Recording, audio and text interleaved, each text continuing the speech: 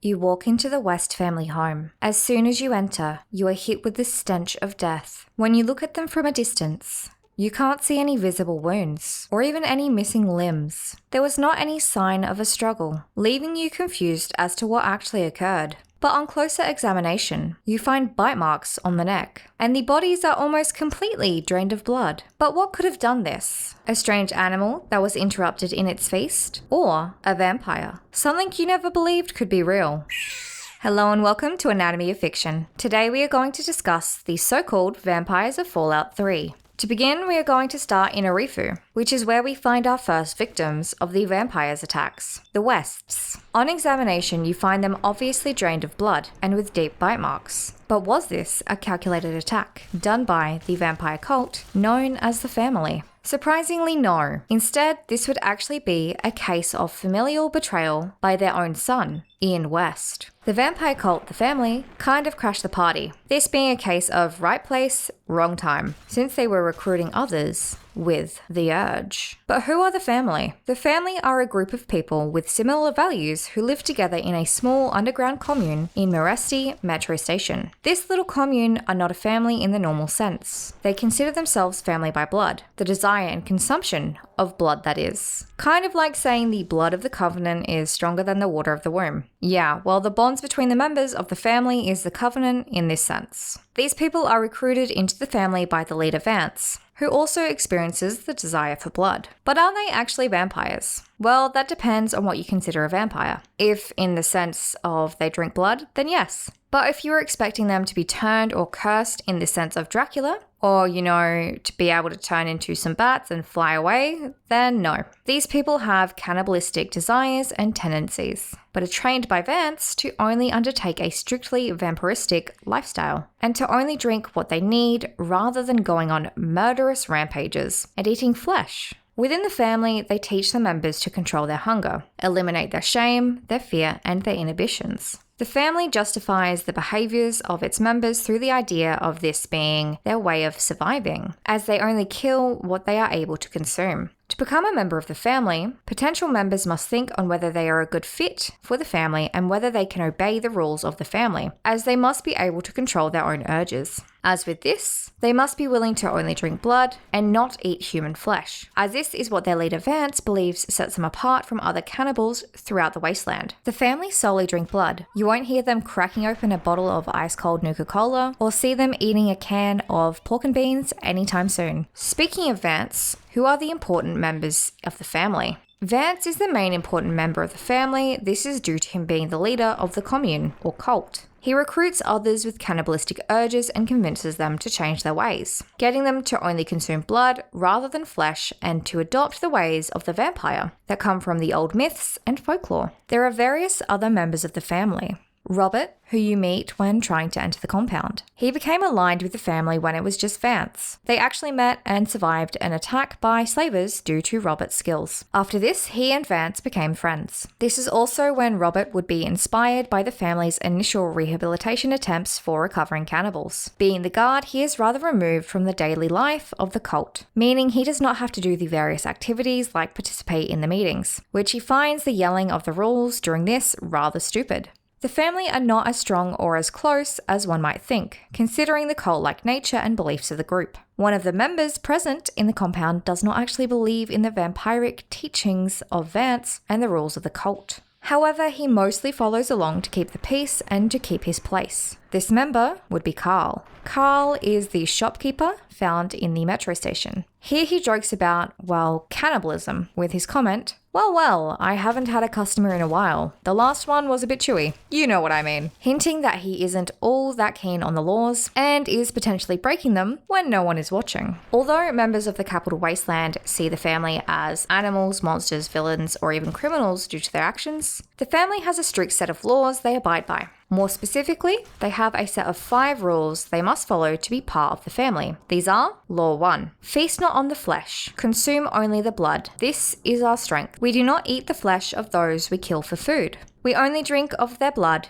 and leave their body intact. The consumption of flesh is filthy and unclean. This action is what causes the humans to treat us like animals. We are not animals. We are the Family. The first law or rule is what they believe sets them apart from other cannibals of the wastes. What makes them vampires as they are blood drinkers and not flesh eaters. That this somehow makes them more superior than other simplistic and cannibalistic killers in the wastes. Law 2. Bear not the child, welcome only exile. This is our fate. Because we carry the stain of our past in our bodies, we can never let it pass to our offspring, who would in turn carry out those actions, beginning the cycle anew. The family must seek the wasteland for others of its kind in order to maintain itself. That is our fate. With this rule, we see them recruiting others, like with Ian West, rather than having little vampiristic children running around biting people, because finding others with their strange hobbies and tendencies are somehow slightly better. Law 3. Feed not for pleasure, partake only to nourish.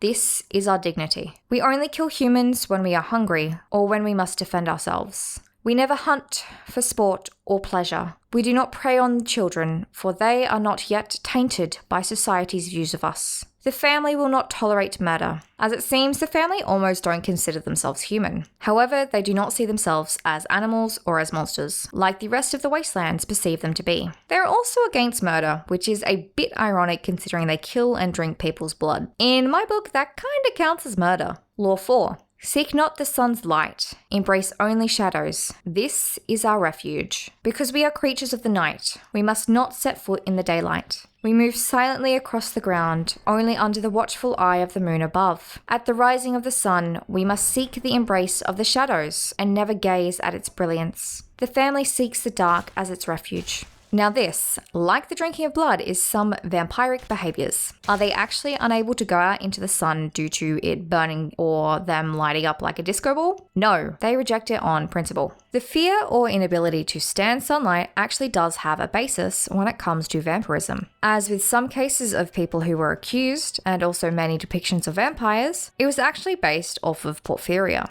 This is a medical condition that can cause the skin to burn in sunlight, and in medieval times, blood drinking was occasionally recommended to help. Law 5. Kill not our kindred, slay only our enemy. This is our justice. Above all, no member of the family will ever take the life of another family member without the consent of the current leader. Anyone disobeying this action, the most heinous of all our crimes, will be exiled from this place forever. We must not let our own inner demons cause us to fight amongst ourselves. We number only in the few, and we cannot risk extinction. Again, Vance, the leader of the family, seems to view their group as their own species. Not a man, but not a monster, but almost something above both. So are the family right in their behaviour? Unlike other cannibalistic groups throughout the wastelands, the family are quite wasteful when it comes to their food. You see with other encounters at other raider bases, they don't exactly waste much except maybe the blood. So it's kind of a case of the opposite behaviour-wise. Considering in the wastelands there would be an issue with food scarcity due to much of the land being inhospitable and difficult to farm on, so I would have believed that food waste in most settlements would be frowned upon. But then again, they don't exactly follow the rules of other settlements considering they treat people outside of their own cult like juice boxes. But again, are they actually vampires? Well, in the traditional sense, I would say no. This is for many reasons. The first being, vampires are traditionally believed to be undead beings who have been brought back from the dead to become a vampire. These vampires of myth rise from their graves nightly to find the next meal. The family happen to be pretty alive and well. Apart from the thing of cannibalism and pretending to be vampires, they also do not sleep in coffins, rise from the dead, nor live anywhere near a graveyard or cemetery. They live in a train station. The second is how they became vampires. So in mythology or folklore, there are several reasons one could become a vampire. These include sorcery, contagion, being bitten by a vampire, or even having a cat jump over your corpse. Yeah, I didn't realize we were also blaming cats for this. There was also birth conditions that could predispose people to becoming vampires, like being born with teeth, or even being born on Christmas. Yeah, apparently little baby Jesus doesn't want to share a birthday. Considering again, all of the family are alive and haven't had any cats jump over their corpses, I think they are right as rain in this sense. They just have an interesting desires instead. The family do have the desire to drink blood, but this can just be chalked up to the members having cannibalistic tendencies and following specific rules made up by their leader Vance, which they believe make them better than the other cannibalistic cults and gangs out there, which can be seen as debatable whether or not the family are any better than the raiders who have these same tendencies. Because these raiders eat to survive due to the harshness of the wasteland, the family purposely chooses to only eat humans. Although the family also avoid the sun, like vampires, there are no known downsides to them being in the sun. Hell, it might even do them some good seeing the light of day. So I personally don't see them as real vampires. They are not cursed or bitten. They do not sleep in coffins containing their native soil. If you've ever seen Dracula, you'll know about that. They only drink blood out of superiority and a believed cleanliness compared to flesh. The family's behaviour, especially their superiority when it comes to drinking blood, does remind me of a historical case. More specifically, the case of Countess Elizabeth Bathory. Between the 16th and 17th centuries, it was believed that she murdered dozens of young women and girls to either drink or bathe in their blood.